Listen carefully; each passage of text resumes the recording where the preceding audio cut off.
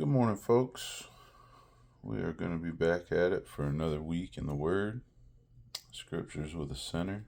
I believe today is day 6 of reading from the Word. We're going to pick up Genesis chapter 17. Probably run to 19 today, maybe through 19, I guess. This is going to be a little more with Abraham. Couple of the laws that God is going to give him. It's going to be his name change. It's going to be God letting him know he's going to have a son through Sarai at this point, his wife. And it's going to be some pretty good scripture. So we're going to get into it. All right, here we go. Genesis chapter 17. And when Abram was 90 years old and 9, the Lord appeared to Abram and said unto him, I am the Almighty God. Walk before me and be thou perfect. And I will make my covenant between me and thee, and will multiply thee exceedingly. And Abram fell on his face, and God talked with him, saying, As for me, behold, my covenant is with thee, and thou shalt be a father of many nations. Neither shall thy name any more be called Abram, but thy name shall be Abraham. For a father of many nations have I made thee. And I will make thee exceeding fruitful, and I will make nations of thee, and kings shall come out of thee. And I will establish my covenant between me and thee and thy seed after thee in their generations for an everlasting covenant, to be a God unto thee, and to thy seed after thee. And I will give unto thee and to thy seed after thee the land wherein thou art a stranger, and all the land of Canaan for an everlasting possession, and I will be their God. And God said unto Abraham, Thou shalt keep my covenant therefore, thou and thy seed after thee in their generations. This is my covenant which ye shall keep between me and you and thy seed after thee. Every man child among you shall be circumcised, and ye shall circumcise the flesh of your foreskin, and it shall be a token of the covenant betwixt me and you. And he that is 8 days old shall be circumcised among you, every man child in your generations, he that is born in the house, or bought with money of any stranger, which is not of thy seed. He that is born in thy house, and he that is bought with thy money, must needs be circumcised. And my covenant shall be in your flesh for an everlasting covenant. And the uncircumcised man-child, whose flesh of his foreskin is not circumcised, that soul shall be cut off from his people, and he hath broken my covenant. And God said unto Abraham, As for Sarai thy wife, thou shalt not call her name Sarai, but Sarah shall her name be. And I will bless her, and give thee a son also of her. Yea, I will bless her, and she shall be a mother of nations. Kings of people shall be of her. Then Abraham fell upon his face, and laughed, and said in his heart, Shall a child be born unto him that is 100 years old? And shall Sarah, that is 90 years old, bear? And Abraham said unto God, O that Ishmael might live before thee. And God said, Sarah thy wife shall bear thee a son indeed, and thou shalt call his name Isaac. And I will establish my covenant with him for an everlasting covenant, and with his seed after him. And as for Ishmael, I have heard thee. Behold, I have blessed him, and will make him fruitful, and will multiply him exceedingly. 12 princes shall he beget, and I will make him a great nation. But my covenant will I establish with Isaac, which Sarah shall bear unto thee at this set time in the next year. And he left off talking with him, and God went up from Abraham. And Abraham took Ishmael his son, and all that were born in his house, and all that were bought with his money, every male among the men of Abraham's house, and circumcised the flesh of their foreskin in the selfsame day, as God had said unto him. And Abraham was 90 years old and 9 when he was circumcised in the flesh of his foreskin. And Ishmael, his son, was 13 years old when he was circumcised in the flesh of his foreskin. In the selfsame day was Abraham circumcised, and Ishmael his son. And all the men of his house born in the house, and bought with money of the stranger, were circumcised with him. Could you imagine being 99 years old and God saying, I'm going to give you a kid, to your 90-year-old wife? And things were so different back then. I couldn't imagine that at all. I could not imagine a 100-year-old man and a 90-year-old woman having a baby in today's society. I don't know if it's the food. I don't know if it's just their closeness to the beginning of creation. That's amazing. That's incredible. All right, here we go. Genesis chapter 18. And the Lord appeared unto him in the plains of Mamre, and he sat in the tent door in the heat of the day. And he lifted up his eyes and looked, and lo, 3 men stood by him. And when he saw them, he ran to meet them from the tent door, and bowed himself toward the ground, and said, My Lord, if now I have found favor in thy sight, pass not away, I pray thee, from thy servant. Let a little water, I pray you, be fetched, and wash your feet, and rest yourselves under the tree. And I will fetch a morsel of bread, and comfort ye your hearts. After that ye shall pass on, for therefore are ye come to your servant. And they said, So do as thou hast said. And Abraham hastened into the tent unto Sarah, and said, Make ready quickly 3 measures of fine meal, knead it, and make cakes upon the hearth. And Abraham ran unto the herd, and fetched a calf tender and good, and gave it unto a young man, and he hasted to dress it. And he took butter and milk, and the calf which he had dressed, and set it before them, and he stood by them under the tree, and they did eat. And they said unto him, Where is Sarah thy wife? And he said, Behold, in the tent. And he said, I will certainly return unto thee according to the time of life. And lo, Sarah thy wife shall have a son. And Sarah heard it in the tent door, which was behind him. Now Abraham and Sarah were old and well stricken in age, and it ceased to be with Sarah after the manner of women.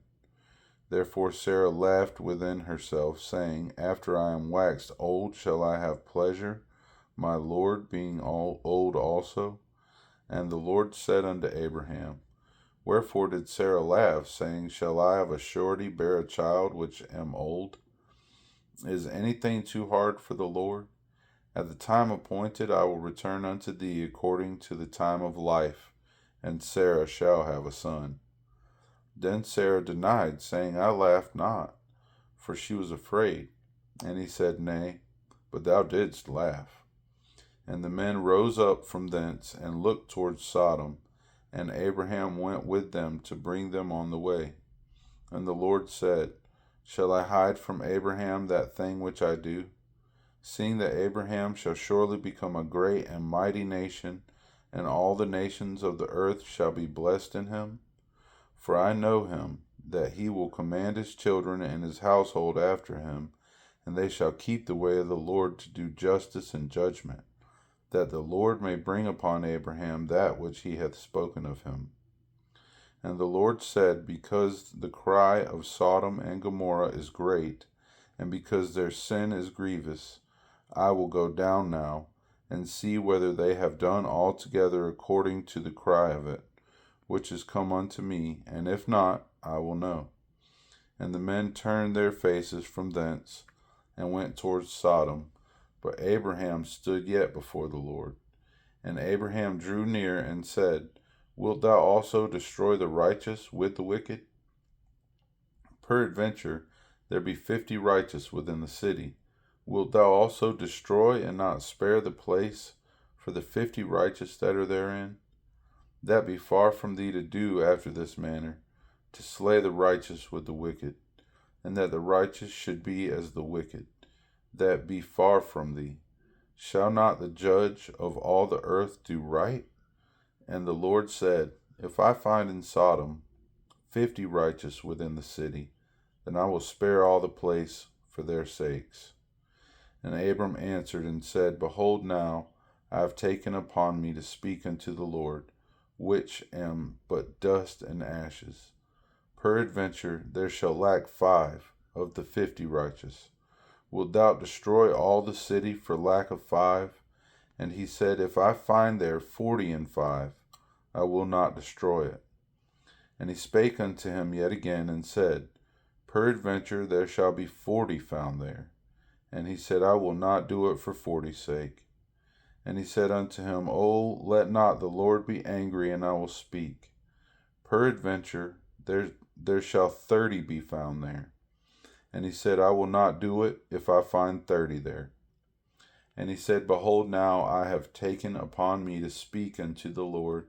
Peradventure there shall be 20 found there. And he said, I will not destroy it for 20's sake. And he said, O let not the Lord be angry, and I will speak yet but this once. Peradventure 10 shall be found there. And he said, I will not destroy it for 10's sake. And the Lord went his way as soon as he had left communing with Abraham, and Abraham returned unto his place. So, if you didn't catch on, the 2 men that came to Abraham, they were angels. They were disguised as just men, but Abraham did recognize them for who they were.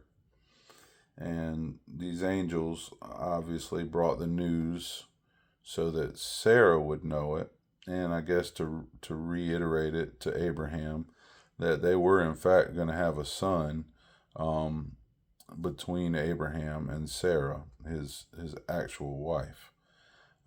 Sarah was in disbelief.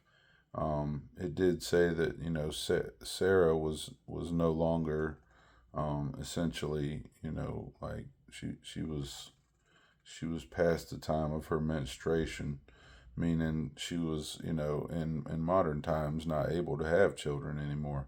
But all is possible with God, and if God said it'll happen, you can take that to the bank. Now, these angels were actually on their way to Sodom and Gomorrah. They passed by Abraham to bring him the news on the way there. God has a plan always. Sodom and Gomorrah was a very sexually immoral place, and it's going to give us a clear picture of that. I don't know if it's either in the next chapter or 2, or it'll be on tomorrow. But I mean, they were doing homosexual things. They were doing sexually violent things.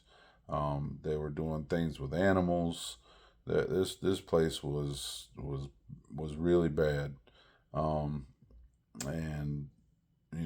Abraham, on the behalf of the righteous people that could be in Sodom and Gomorrah, which, let's not forget, Lot, Abraham's nephew, and his whole family lives in Sodom. So Abraham's thought was like, well, if there's righteous people there, are you going to kill all those people along with the wicked people because of the wicked people? And so he basically, negotiates with God from 50 people all the way down to just 10 people. Just 10 righteous people in this city would save this city from destruction, these 2 cities from destruction. And actually, I believe it was more like several cities. If you do some research on Sodom and Gomorrah, and it will tell us this in some text going forward, how it was destroyed. But God rained fire and brimstone onto the cities of Sodom and Gomorrah to destroy them and burn them down. Now, back in them days, what we would today call sulfur is what they would have called brimstone.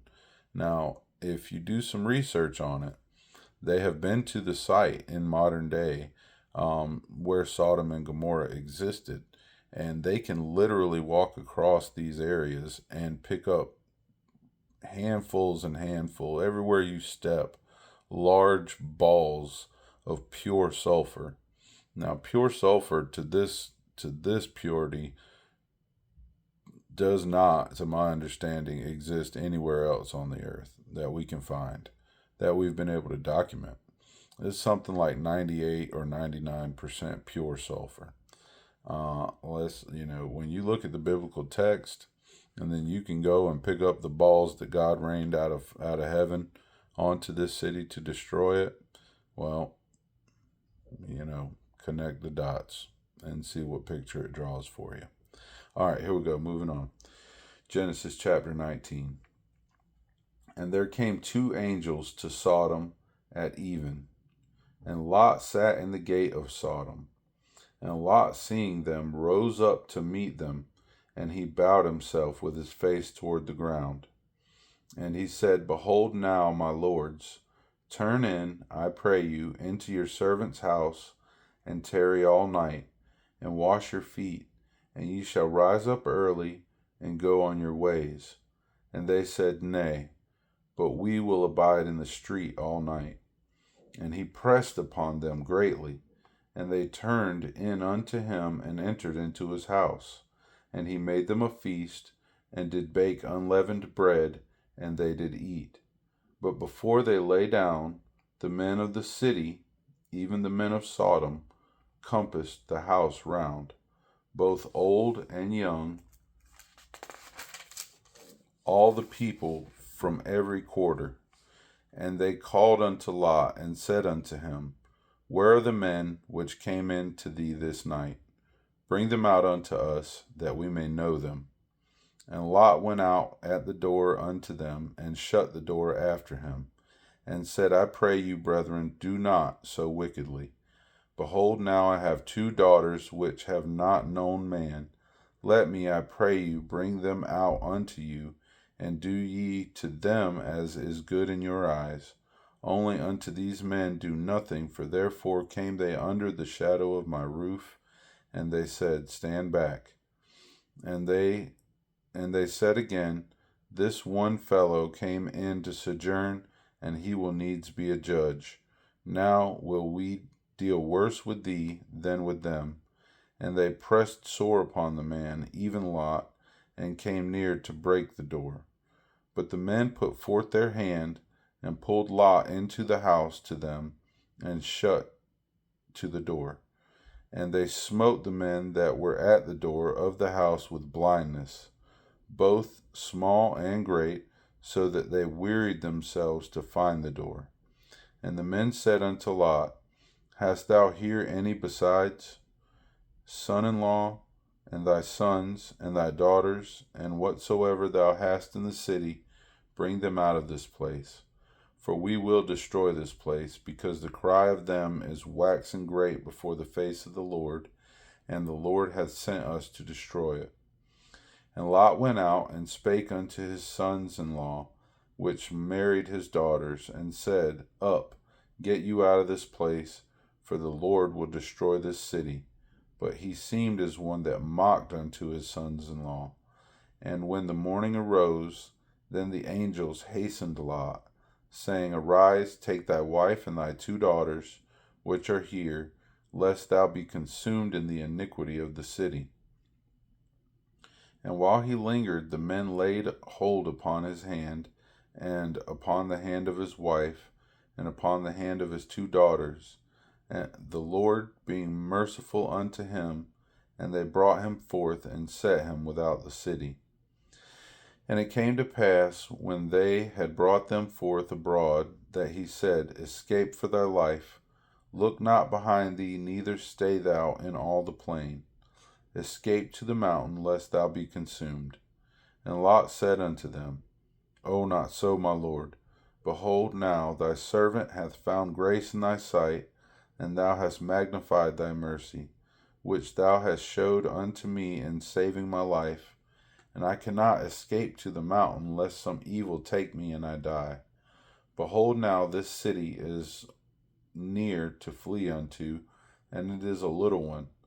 O let me escape thither. Is it not a little one, and my soul shall live? And he said unto him, See, I have accepted thee concerning this thing also, that I will not overthrow this city, for the which thou hast spoken.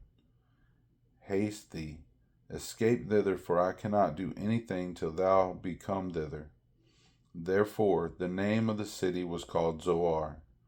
The sun, which means little, the sun was risen upon the earth when Lot entered into Zoar. Then the Lord rained upon Sodom and upon Gomorrah brimstone and fire from the Lord out of heaven. And he overthrew those cities, and all the plain, and all the inhabitants of the cities, and that which grew upon the ground. But his wife looked back from behind him, and she became a pillar of salt. And Abraham gat up early in the morning to the place where he stood before the Lord, and he looked toward Sodom and Gomorrah, and toward all the land of the plain, and beheld, and lo, the smoke of the country went up as the smoke of a furnace. And it came to pass, when God destroyed the cities of the plain, that God remembered Abraham, and sent Lot out of the midst of the overthrow, when he overthrew the cities in the which Lot dwelt. And Lot went up out of Zoar, and dwelt in the mountain, and his 2 daughters with him. For he feared to dwell in Zoar, and he dwelt in a cave, he and his 2 daughters.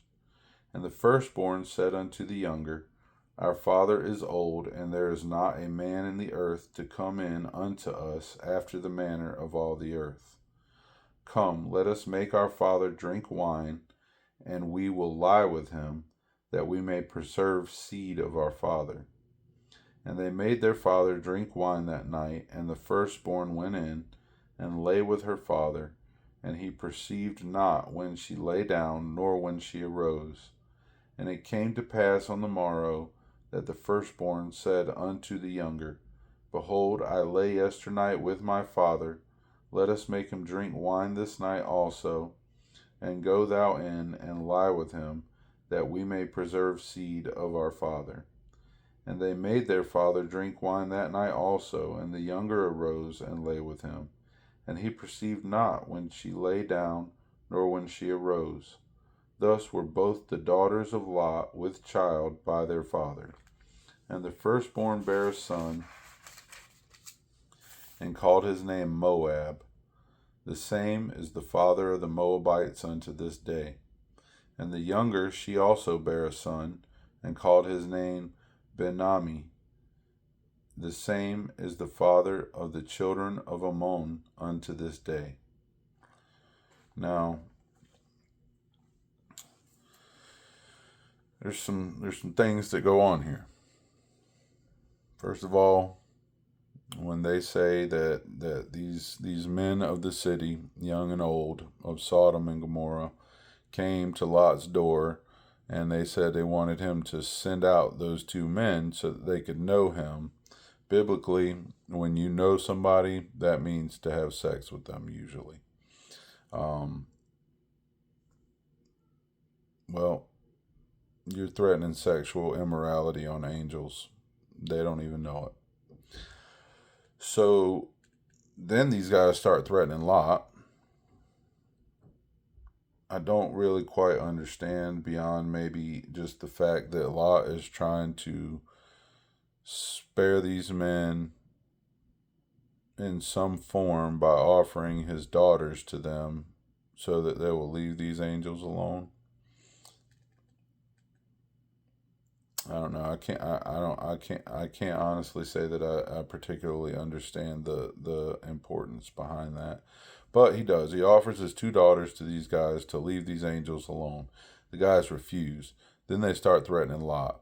The angels reach out the door, and they grab Lot and bring him in. and then they blind all the men outside the door to save Lot, essentially. They tell Lot, they say, get your whole family. Tell every one of them, your daughters, their husbands, your wife, and so forth, that y'all have to leave right now. The husbands of his daughters, they thought Lot was just full of nonsense, and and so they didn't heed his word, and so essentially they got left behind. Um, in the morning, after all that, the angels basically, well, literally took Lot and his family by the hand, took them outside of the city. He said, go up to the mountain, get away from this place, we're going to burn it all down. Lot was like, well, I can't make it to the mountain before you start burning things down, which was kind of a shortcoming on Lot's behalf. Trust in the Lord. Um, he didn't. But the angels still allowed him to go to a little city, which probably would have been destroyed also with Sodom and Gomorrah, because there were several small kingdoms around Sodom and Gomorrah that got destroyed with Sodom and Gomorrah. They were all corrupt. Um, Lot's wife, from my understanding, wasn't necessarily physically looking back, but was in her heart missing the ways of Sodom and Gomorrah. And that is what turned her to a pillar of salt. The Bible tells us that, once we turn from our ways of wickedness, we can't look back on those ways and miss them, because they were bad. That's why we turned away from them. In her heart, she did turn away. Now, to my understanding, um, along with knowing the location of Sodom and Gomorrah and the sulfur balls, like we talked about earlier, there is, in fact, and take it for what you will. I'm sure there's not major irrefutable evidence to support this, but um, through research, they say that there is a pillar close by this area that looks like similar to a woman, and that they believe it to be Lot's wife as she turned into the pillar of salt. Research it. It's an interesting read, if nothing else. I mean, hey, it's educating yourself on biblical understanding. It's interesting to read. Also, research the sulfur thing with Sodom and Gomorrah. There's some great info on YouTube. I think there's a dude. His YouTube channel is called Expedition Bible that I watch sometimes, and he goes to different biblical places. I think he did Mount Sinai too, which we'll get into that, later in Exodus and Leviticus and stuff. Um, that's interesting. But yeah, as far as Lot's daughters, laying with him and getting pregnant by him, that's an interesting thing. But all I can say is that these women also lived amongst these people in Sodom and Gomorrah, and I believe that you know their morals were corrupt. I mean, it was what it was. I think really Lot might have been a just man. I believe his family was corrupt, and the only reason they were really even spared as they were was because Abraham more or less went to bat for him. Uh, so that's where we're going to stand today. Um, there's more on the two sons that Lot's two daughters actually birthed as we read through the Bible, because they do become kingdoms, actually. Uh, I'm going to leave it there. We're going to pick up on chapter 20 tomorrow in Genesis. We're cruising along, folks. This is fun. I'm enjoying myself. Minus some of these names, trying to pronounce them. That's been interesting, if nothing else. But hey, man, I enjoy bringing the Bible to you guys. I'm trying to be a laborer, and I'm trying to bring in the harvest for the Lord. And I hope you guys do too. This is uncertain times. Um, I posted a few short videos yesterday.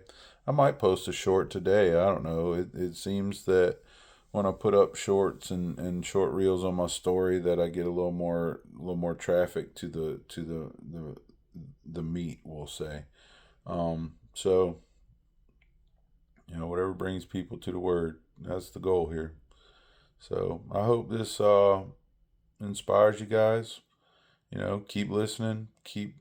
If you're reading, read along. Read the words so you can understand them too and see them for yourself. Do some research on these things. It's only going to help you. The more you understand, the easier it is to follow along.